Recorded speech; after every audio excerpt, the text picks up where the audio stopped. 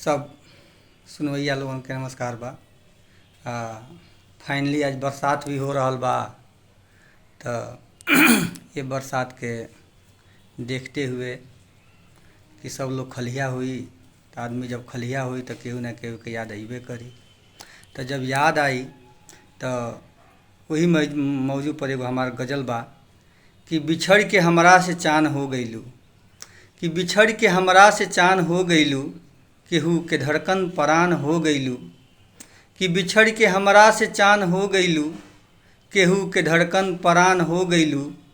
अन्हार कैलू तू हमरा जिंदगी में, कि अन्हार कैलू तू हमरा जिंदगी में, गैर खातिर बिहान हो गइलू।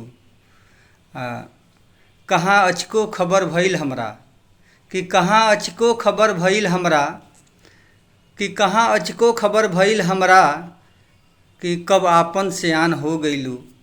कहाँ अचको खबर भइल हमरा, कब आपन से आन हो गइलू। घाव दिहलू तू, कि घाव दिहलू देखा के मरहम तू, घाव दिहलू देखा के मरहम तू, बड़ी जल्दी से आन हो गइलू। उजर गइल, कि उजर गइल बा सूर्य के सपना, कि उजर गइल बा सूर्य के सपना, जान जहरे निछान हो गइलू। उजर गइल बा सूर्य के सपना, जान जहरे निछान हो गइलू।